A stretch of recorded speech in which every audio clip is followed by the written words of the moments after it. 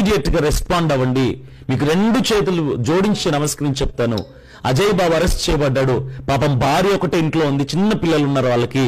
Sudden గా attack చేసి అతన్ని తీసుకెళ్లిపోయారు. పోలీస్ స్టేషన్ లో లేడన్నారట, మేం కాదు వచ్చిందన్నారట. మరి ఎవరు వచ్చారు? అతనికి ఏమైనా జరిగిందంటే రెస్పాన్సిబిలిటీ ఎవరు? దయచేసి హైదరాబాద్ లో లోకల్ గా ఎవరుంటే మీ అడ్వకేట్స్ కి తెలిసిన వాళ్ళకి కాల్ చేయండి. హైదరాబాద్ లోకల్ గా ఎవరైనా ఉంటే ఉప్పల్ పోలీస్ స్టేషన్ దగ్గరికి వెళ్ళమని చెప్పండి. రేపు నేను కూడా బయలుదేరుతున్నా, రేపు ఉదయాన్నే. దయచేసి ఇమ్మీడియట్ గా ఎవరైనా రెస్పాండ్. నైట్ కదా, తెల్లారగా చూసుకుందాంలో వద్దు. ఏదేమైనా జరగవచ్చు, ఏమైనా జరిగే అవకాశాలు ఉన్నాయి. దయచేసి ఉప్పల్లో మీకు తెలిసిన అడ్వకేట్స్ ఎవరైనా ఉంటే, హైదరాబాద్ లో మీకు తెలిసిన అడ్వకేట్స్ ఎవరైనా, హైకోర్టు అడ్వకేట్ కానీ లోకల్ అడ్వకేట్స్ కానీ ఉంటే వాళ్ళ నుంచి లీగల్ అడ్వైస్ తీసుకోండి. ఏం చేయాలి ఇప్పుడు అని చెప్పి తీసుకోండి. అక్కడికి వెళ్ళండి, ఉప్పల్ పోలీస్ స్టేషన్కి వెళ్ళండి. అజయ్ బాబు కోసం డీటెయిల్స్ తీసుకోండి.